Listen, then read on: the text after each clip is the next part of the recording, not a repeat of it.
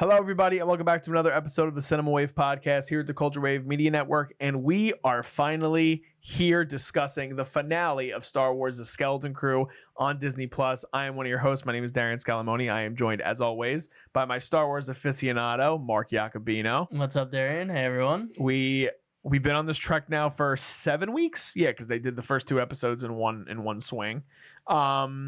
And we went into the show. Let's take it back a few months. Let's take it back to the summer. We were coming off Comic-Con, and we actually had a discussion that we have on the channel where we talked about the future of Star Wars and what it looked like. And I believe that was coming off of Acolyte, right? Acolyte had already aired, I believe. Comic-Con, when was that? June? I think it was July. Probably. Yeah. So I think Acolyte was either done at that point or it was in the process of being on streaming.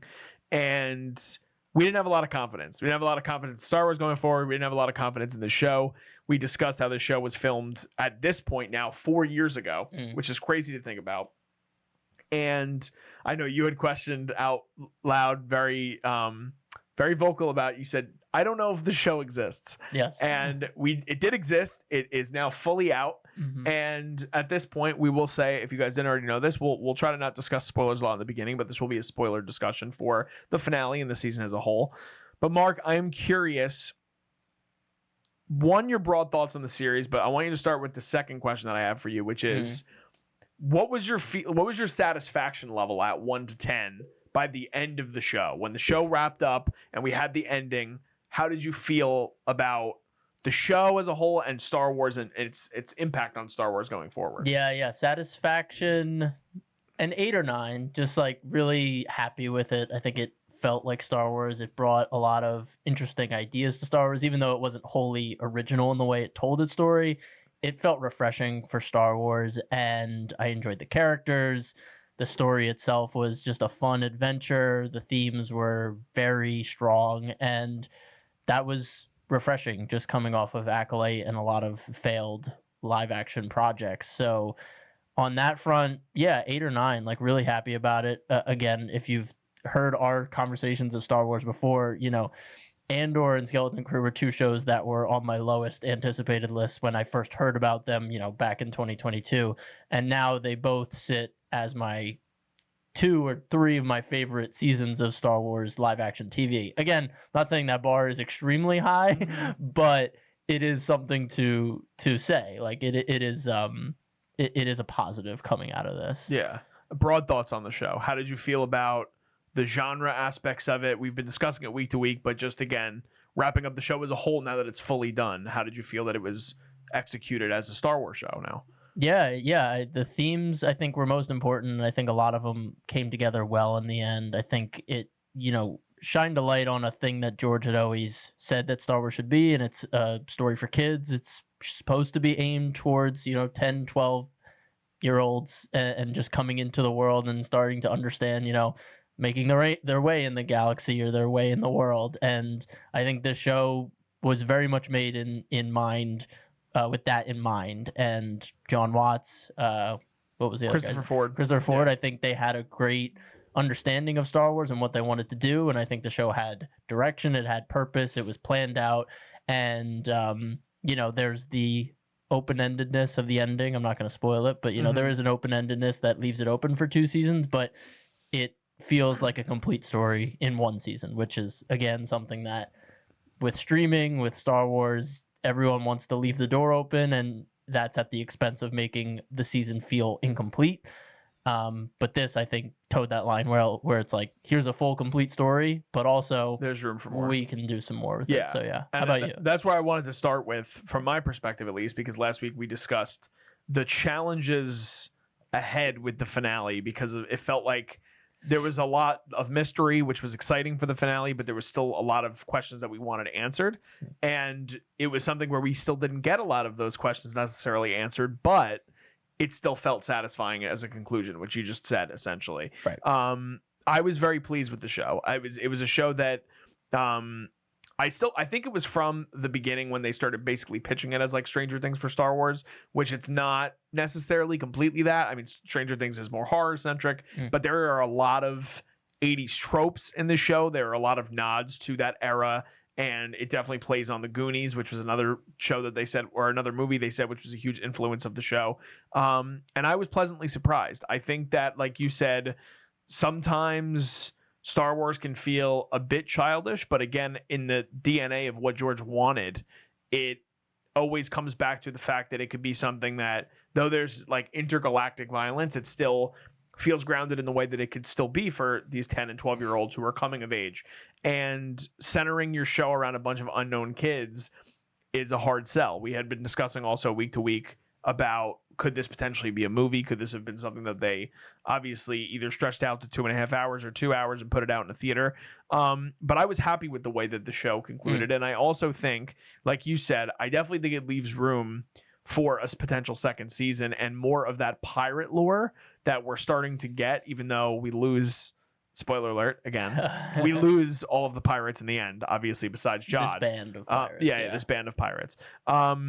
Let's move to Jod. One thing. So you mentioned Stranger Things. Am I crazy, or was that Finn Wolfhard that Wendell's dad runs into on the bike? No, it looks a lot like him. It wasn't him? No, it's really? not him. Then why did they pick an actor just that close to him with the whole bike reference? I was like, are they trying to do a nod here? Maybe it was a nod, but it definitely wasn't Finn Wolfhard. No, okay, that was the same kid that earlier on, like I think it's either the premiere or the second episode. I think he says something to Neil or Wim. Oh, like and he bullying them or something? And he wants to like challenge them to like a hover bike race or something like that. I see. But no, that would have been funny if it was. I was like, wow, that's really meta. But we do get no Finn Wolfhard, but we do get Urkel through 7 episodes of the series. We do get Urkel, all right, but. Yeah, I wanna discuss Jod because we've been talking about it week to week, but now his story is at least complete for the time being, right? We get a full story with Jod. And backstory. What'd you say? And backstory. That we were played by Jude Law. Mm-hmm. I just think that this is such a refreshing character in Star Wars, and it's not tropey in the way where it's someone trying to be a scoundrel and it's so obvious and over the top they're trying to do it. Because so much of this, we talked about it last week, there had to be care still for him and the kids. And though he does that basically full heel turn in the second to last episode, there are so many times where he could have killed the children. Oh, yeah. And he obviously doesn't, because he, like, even the look you get at the end of the show when they essentially win, he kind of gives this look like, I'm proud of these kids. Yeah. Respect. and it's an interesting dynamic with him and the children throughout the whole time. And like you said, we get the backstory of the fact that he was found in a hole by a Jedi, and it goes back to, talks about Order 66 and what that meant and how that had a major impact on him and how he feels that the world is essentially out to get him. Right. And it's cool to see both sides of that with an antagonist, so to speak. How did you feel about his character's journey from beginning to end? And do you have any thoughts on where he could go next, or what you would like to see with his character going forward if we do potentially get a season 2 or an extension of some kind from Skeleton Crew universe? Yeah. I love that they didn't follow the path of Han Solo and make him a heart of gold scoundrel rather quickly into the season. It felt like they were maybe leaning towards that. There were some hints like, oh, he's still a scoundrel, don't trust him. But in the back of my mind, I was like, do they really have the stones to go through with it? And they did. I mean, he commits to that role of being the villain by the end of the show, which is great. And like you said, he still has those moments of, I don't want these kids to get hurt. Like, I'm just doing this for my selfish desires, but I really don't want people to get hurt in that process. Yeah. Other than people that had wronged him. Like, he shoots Brutus, he takes out SM because SM's in his way. So he has selective violent acts throughout the show. He has his theories on droids. He has a very not great look at droids, essentially, unless they're there to help him, which SM does a lot of the time. But you see that, and when you get the reveal that a droid is essentially running at Atten 2, which we'll get to, because that's a bigger thing too. Yeah. Sorry, I didn't mean No, that's perfect. Yeah, so and I really just like the themes that his character brings out in Star Wars, especially in this episode. The one line he says that I absolutely loved was, he's fighting for those pinpricks of light in a sea of like darkness. Yes. And I love that because it's such a inversion of the typical Star Wars theme of, oh, these sparks of hope, these little bits of light that can grow to become like an inferno of hope for the galaxy. And he has a completely different perspective on it, a completely selfish perspective that, no, those pockets of light aren't little good things. They're little pieces of the galaxy that someone carves out for themselves. And that's what makes them good, is that you're selfishly taking control of whatever you can to make your life better. And I just was like, that's such a great perspective to bring to Star Wars when, you know, there's themes that, I'm not saying they could get stale, but, you know, when you kind of tread the same themes over and over again, it could kind of be like, okay, let's get some new ideas. Yeah. And I thought this line and this, you know, worldview that Jude has, I was like, this is great. I love that. Well, I think it justifies also all of his decision making and his overall goal of, even if his plan had worked out, the reality is if it worked out exactly how we wanted, no one would have gotten hurt. He would have had the money for himself and for his crew, and then they would have just gone off and done what they wanted to do. Right. And then that would have been the end of the story. But again, you want the kids want to save the day, and something happens of that nature. And I did love how it gave you a gray character in Star Wars. It didn't give you someone that is towing both ends of the line. Like he still, like you were talking about the pinpricks part, and I agree. I think the line was great. I thought his acting throughout the whole entire series was fantastic. But there's something to that fact that he had hope at one time like Wim did. And it's almost like he kind of channeled, we don't know, obviously. Maybe we'll see it at some point in lore, but we see maybe in something that's emblematic of what he heard from whoever the Jedi was when he's talking to Wim. That scene that happened, I think, in episode 5 or 6. Right. And he's talking through his lived experiences to try to give these kids hope, but also get him to his end goal. So I think there's something really special about the way that Jude Law towed the line, because we haven't seen it in such a long time, right? In Star Wars, right? He couldn't be an asshole. Like, he still had to be likable. Like, his heel turn, we couldn't be like, okay, this is a bad guy. Like, no, he still had to be someone we could empathize with, because, like you said, he lives by what he's experienced, and what he's experienced is valid. He's had a traumatic life, and that's just what he knows, and he's living by that code. And, you know, we can not agree with it, but we can't exactly fault him for that. And that's 100%. what makes him interesting. Yeah, and I think it's good that Star Wars or Lucasfilm like decided to keep him in that pocket instead of having him go like the good route and be like, you know what, I'm proud of you kids. It's like, no, like he's still pissed. He wants to carve out his own way of living now. And now that's why I'm so curious because obviously he's not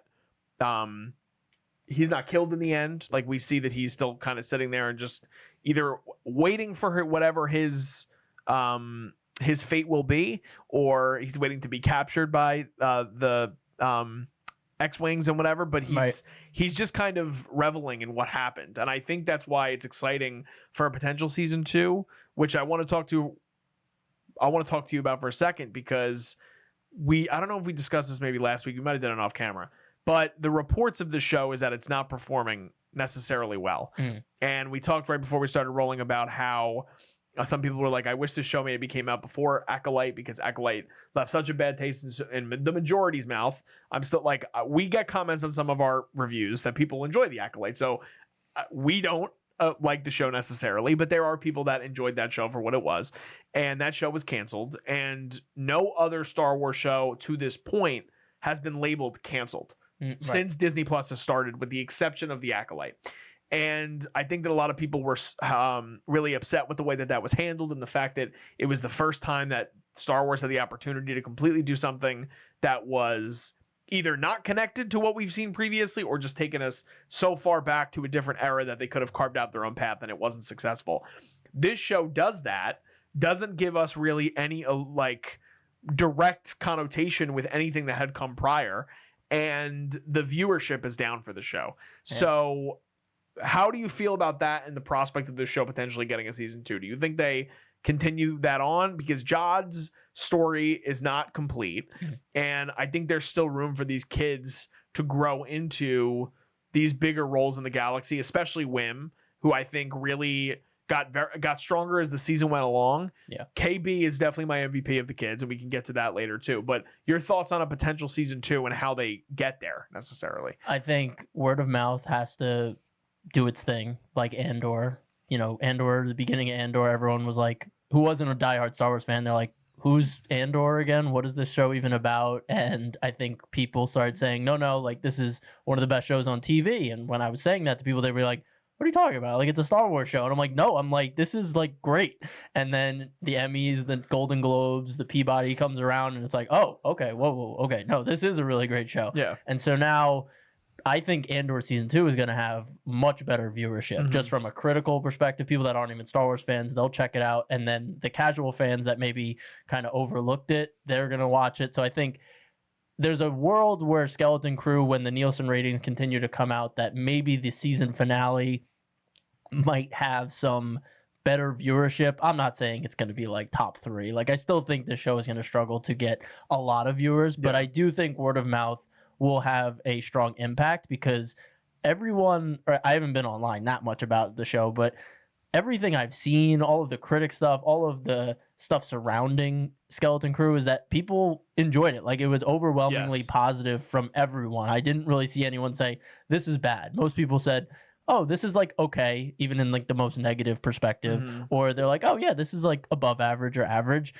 So I think there's room for word of mouth to take hold, but I also know that they spent $150 million on the show and it didn't even crack the top 10 of streaming, which for Star Wars is like crazy, not good. Yeah. You pay for a property like this to get guaranteed viewers and they're not getting those guaranteed viewers. So word of mouth has to be very strong, and there's also a world where they potentially scrap what they were going to do with the season 2 and say, you know, we're going to continue their story, but it might have to be as side characters or something small in another project. That's just my thoughts. I'm thinking that, and I agree with everything that you've said so far. I do think that part of it needs to lean partly on Jude Law's performance, because I do think it's really good, but the other part too, I'm kind of surprised that corners of the, and again, the internet's a dark place, but corners of the internet to, like, John Watts is somebody that there hasn't necessarily ever been a negative response to, you know, like doing the 3, I think he did all 3 Spider-Man movies with Tom Holland, and also The Old Man, which was unfortunately just canceled, but there was a lot that happened with that show. Jeff Bridges got diagnosed with cancer while they were filming the first season. Second season came out, was still well received. So it's surprising to me that a show that's helmed by someone like him and Christopher Ford, who's a really great writer, isn't doing well in terms of the ratings. But coming off of Acolyte, it's easy to understand, and the other failures that came before it, right? Yeah, things that there was a lot more anticipation for, like an Obi-Wan Kenobi, like a Book of Boba Fett. These projects that were in development for decades, and they didn't wind up being as successful as people wanted. I'm just looking. I haven't looked at Rotten Tomatoes since the show came out. 91% from critics, 81% from fans. So it's still at around an 8 like score for fans. So people are still enjoying the show. I think it's upsetting because I think that, like you talked about earlier, it does all the things that make Star Wars great, encapsulated in something where it's kind of going with those homages of other pockets of cinema and things like that. But I really enjoyed this show. Like, there's a lot to talk about with it. There's a lot going forward.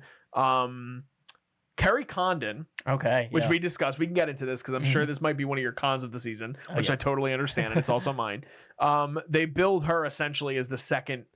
I don't know if they build her as the second lead, but she's the second biggest performer in the series. She has name recognition. She's an Oscar nominee. This is her first project coming off of her Academy Award nomination for The Banshees of Inisherin, which was a huge movie a couple years ago with the Academy Awards. And her role is very, very insignificant in this show. Super. How did you feel about the way, like, I'll even say this, in the finale, Wendell was way more significant and better than Carrie was. Now, I definitely don't think Kerry Condon's a bad actress, because I thought she was amazing in Banshees of Inisherin. But do you put some of that on writing? Do you put some of that on the fact that it was just trying to get a name in Star Wars? Like, how do you assess that performance? Yeah, I mean, I think we talked about it in another episode. Like, Kerry Condon isn't a name necessarily that would bring sci-fi fans. Like, you know, Carrie Ann Moss and The Acolyte, sci-fi fans would be like, oh, I gotta check out the new Star Wars show. But Kerry Condon is like not an indie actress, but she's really only known by, like, she's prestige. Yeah, exactly. Yeah. Like, people that are into films, like, they know Kerry Condon, but like Joe Schmo who watches all the Star Wars movies isn't gonna be like, oh, Kerry Condon, so I gotta check this out. So I think it might have come down to the fact that her role might have been scoped as something bigger and it had to be just cut down because of budgetary things. We know that Disney Star Wars TV shows have just a very tough time having 40-minute episodes or very detailed episodes, and they usually feel like sometimes the pacing's a bit off. I feel like her character is just a symptom of that, because I think all the parents, like you said, Wendell or Wim's dad was great in this finale because he got kind of a full progression of an arc here, where he starts out as a very buttoned up guy, and slowly along the path he's like, oh, this is fun. Like I'm kind of like releasing from like being so tightly wound. Yeah. And he gets like his big moment at the end, and it all felt earned, and it felt like he had a full season arc. But even then, I still feel like there was a lot of time in the middle of the show that we could have explored the parents going through just a doubt that their world is not what it seems. Well, they know the secret, but maybe it's not. Maybe they're not even privy to that, the outside piece of their secret, if that even made any sense. But essentially, like Kerry Condon's character, I think like thematically it made sense that she was supposed to be this totem pole of like, oh, I gotta uphold the society, I have to uphold this this power structure, and it starts to crumble around her. And I feel like all of it kind of happens in like the last 5 minutes of this episode, when I feel like it could have been much more of an interesting thing to examine throughout the season. Yeah, like we don't really get a glimpse of her internal struggle. It's more of that she's playing a conduit to what this world is. Yeah. This planet at Aden. And I think that part of that is definitely the droid aspect, which we'll get to, because I'm very curious on your thoughts on that. But with Wendell, I thought the best part about that was that even despite the fact that he gets not a lot of screen time in the middle of things, we haven't, in the beginning of the series, you get a real understanding of Wim is the one that is always daydreaming. He is always thinking of a bigger adventure, and Wendell is very stricken to the rules. It has to be this way, and he's technical that way, and it actually winds up benefiting them in the end. But I do think that that's why it worked with Wim in the end, and you actually get a real sense of connection, and the fact that they're bonding over this last adventure they go on at the end, and the fact that Wim has a moment for the first time ever where he looks at his dad in like a cool light, right? Because he's like, wow, something my dad does can benefit saving the planet right now, and that's a really important thing to him. With Fern and Farrah's relationship, which is Kerry Condon's character, you literally get it in a split second where she's like, Mom, please. And then she looks at her, and it cuts to the whatever it is. It's just like a lever. And she's like cutting to that, and then it cuts back, and then it cuts back, and then she just has the big moment, but it doesn't feel earned at all because so much of her character is not explored in that way. I'm curious if they have something bigger planned for her, but I definitely think it's probably more of what you're saying. I think they probably had to cut her role down, which sucks. And it does suck. I think it also kind of bleeds into Fern's character, who I think was the most underwhelming in this finale, because essentially she's just a bystander the entire time, and she's just like, Mom, don't do it. Come on, don't do it.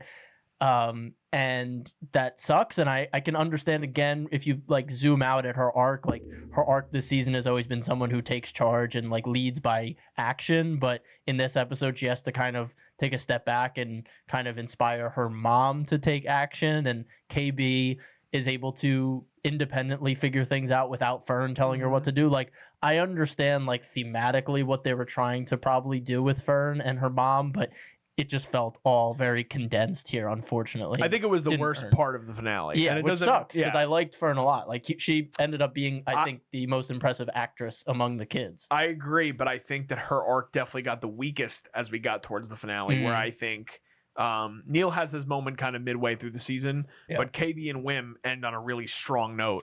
KB especially, which we could talk about now. Kiriana Crater is the young actress that plays the role of KB. What a little badass, man. Gets in the ship all by herself, does what she needs to do. Neil has a great moment as well where he's shooting the gun and he provides the backup, and you get a great meme. I don't know if you've seen the memes, but that's been the meme of the finale, has been just the it's when Neil gets blasted off the bike, and it's just like the explosion behind him, he's like midair, and it just says like shrieking underneath. It's like what the subtitle is. And Neil, like, to me, again, just a cool character design and what they're able to do with him.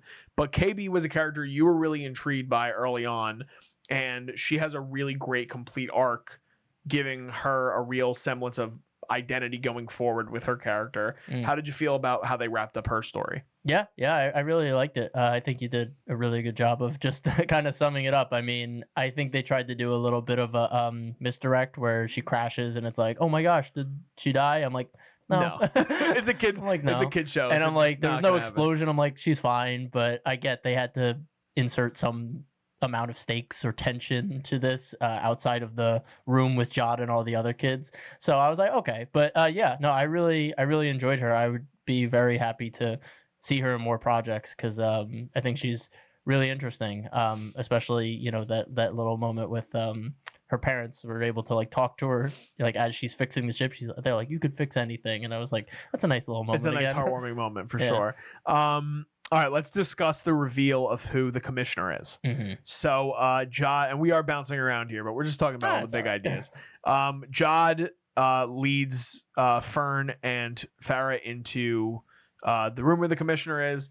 Was there any thought, because you had brought up last week that it could be that it's still a droid, and you get kind of the reveal when he first goes to the mint, but I still was of the theory where I was like, I still think there's going to be like someone there, and it's not. It's essentially a giant eye, very inspired by 2001 Space Odyssey, very inspired by even like something like in She-Hulk, like just the view of what androids are in these universes is just that one big glowing eye.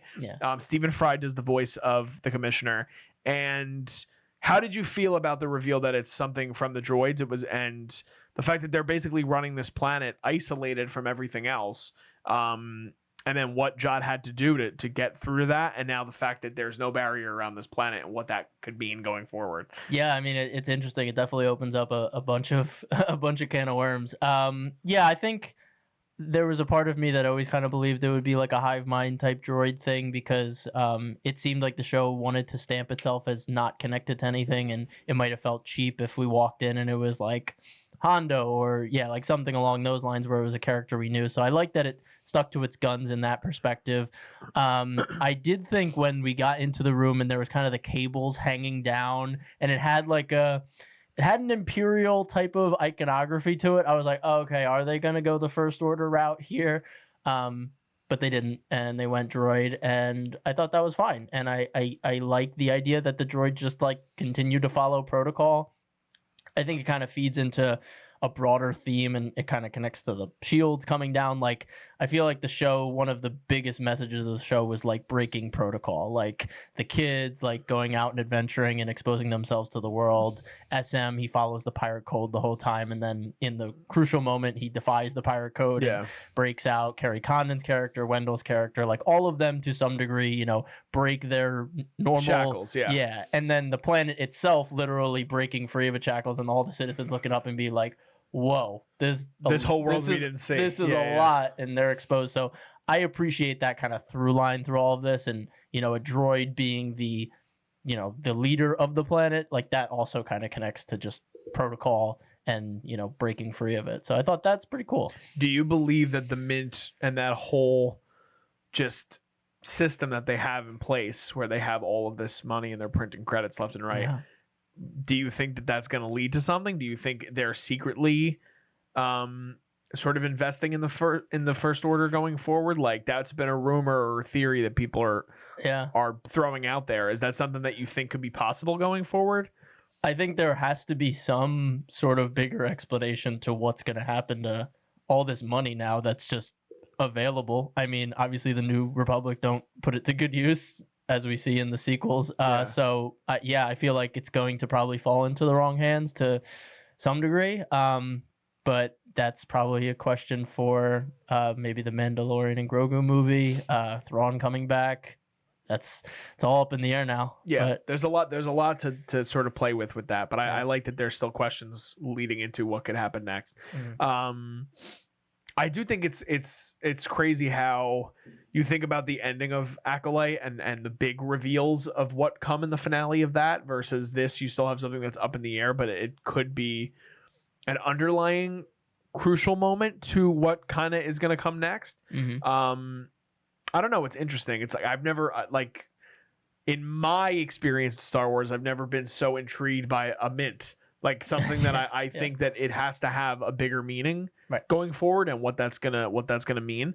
Have you dove into any of the deeper sort of thought processes yet with what this could mean? We're only a couple days removed from the episode, but no, I mean that's pretty much where I'm at. Like, is Jod just going to be arrested? Is Mando and Grogu gonna somehow come upon this when they're hunting down the remnant? Do the Imperial remnants get wind of this mint, and they want to raid it to some degree?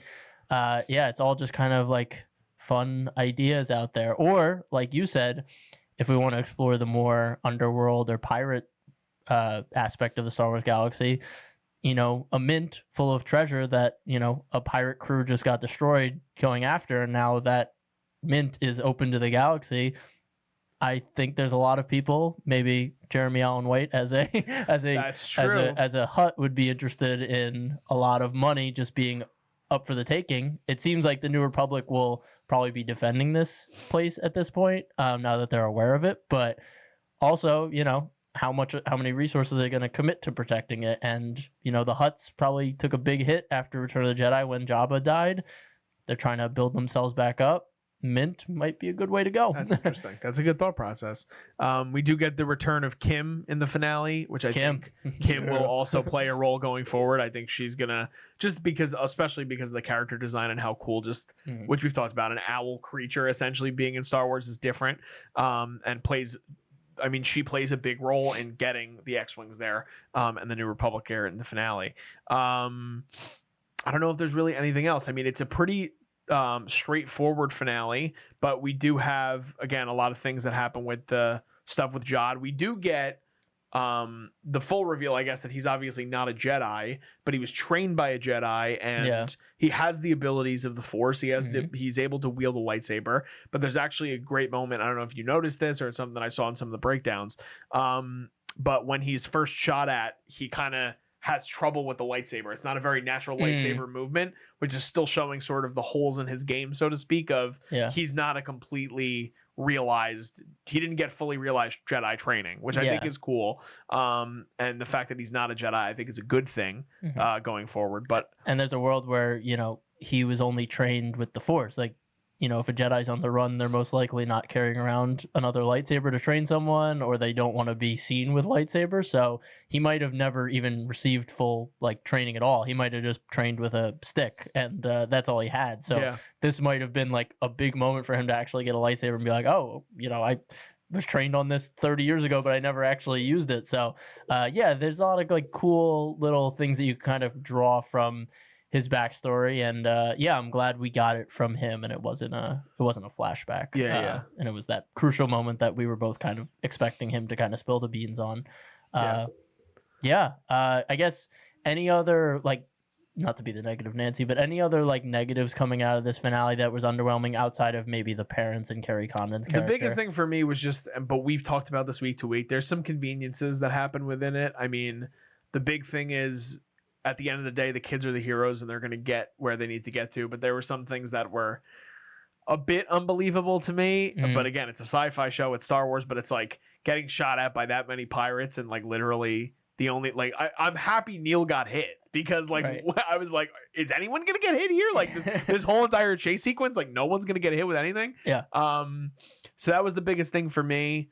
I really like when the finales have a real importance, and it's not to say that this finale didn't have importance. I think the big thing for me was that it felt like, still, though this is a show that revolved around the kids and their performances built as it went along, Jod was still the standout to me, which I think is so interesting about the show. Yeah. He's at the center of the posters, and his character is so crucial, and that's why I think I'm just so intrigued with where they go next, not only with his character, but with the kids and their impact on it, because you get that moment at the very end where Wim is looking at him still like he wants to save Jod. Yeah. So there has to be something deeper there. I think it's going to be the Wim and Jod connection that eventually we see down the road, however we get it. Hopefully we get it. Yeah.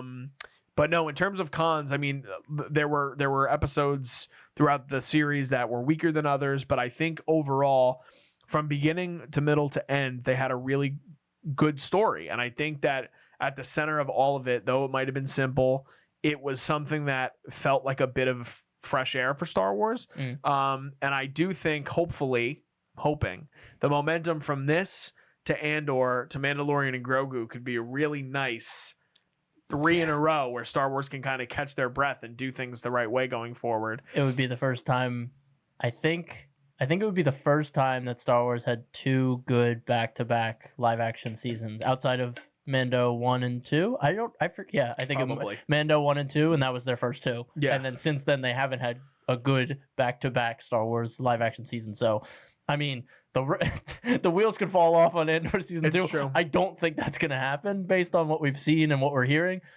It's possible, but I think we're going to see a nice little 1-year pocket of good Star Wars. Yeah, and then we're gonna have maybe, unless something else gets announced after that, but then after that we're most likely gonna get Ahsoka season 2. Yeah. This is not Skeleton Crew topic, but I'm sure you saw the news. Rory McCann was the cast as Hound. Baylan Skoll, and I did hear, I don't know if you had seen this, but apparently him and Ray were really great friends. Good. And he got the go ahead from Ray's wife to do the that's role nice. and things like that. And we are both Thrones fans. We've talked, you were on our episodes with House of the Dragon.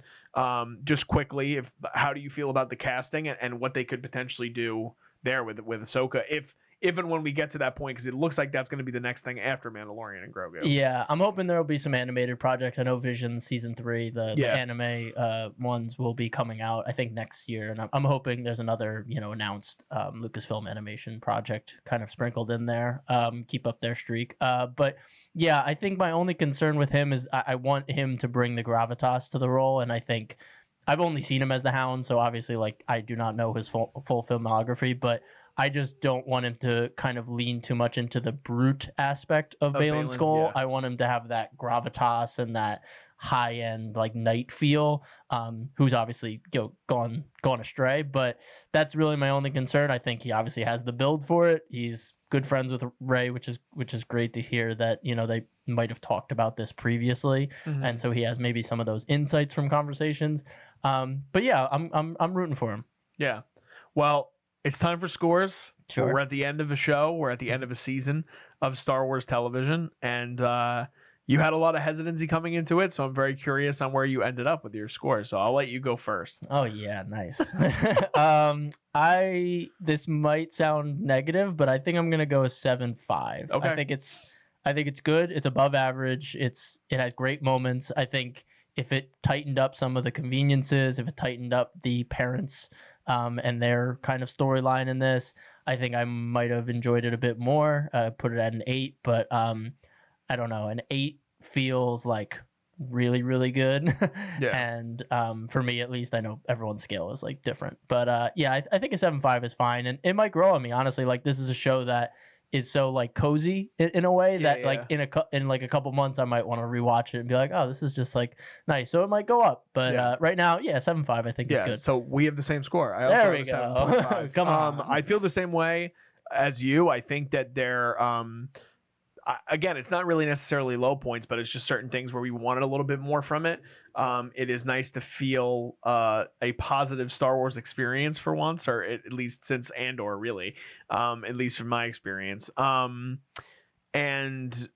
if I was giving a score to Jude Law, it'd be a 10. I thought he was I was so impressed with him, and I've seen him obviously in so many other things, but it feels like I haven't seen him embody a character like this in a while.